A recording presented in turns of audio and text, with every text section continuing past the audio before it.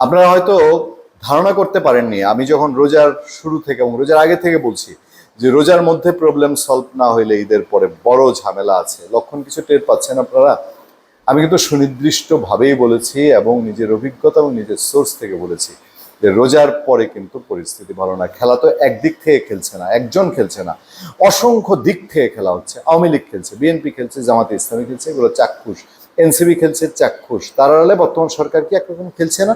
নিজের অস্তিত্বের জন্য সেনাবাহিনীর কথা বাদেই দিলাম, বাইরে থেকে আওয়ামী লীগ খেলছে, উগ্র জঙ্গিপন্থীরা খেলছে, তারপরে আমেরিকা, চীন, পাকিস্তান, ইন্ডিয়া তাদের মতো করে খেলছে। এত খেলোয়াড়ের মধ্যে মাঠে আপনি বল খুঁজে পাবেন কোথায়?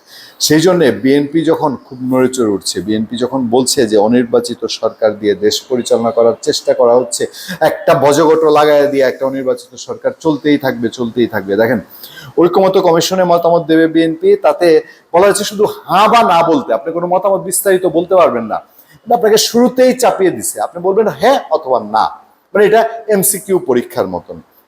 সংস্কার নির্বাচন কোনটা আগে কোনটা পরে সেই বিতর্ক বিএনপি এখন চাইতে চায় না, নির্বাচনই চাই। এবং আমার ধারণা নির্বাচন এখন দ্রুত হয়ে যাবে, উপযুক্ত সময়ে দেশে ফিরবেন তারেক রহমান। বুঝতে পারছেন?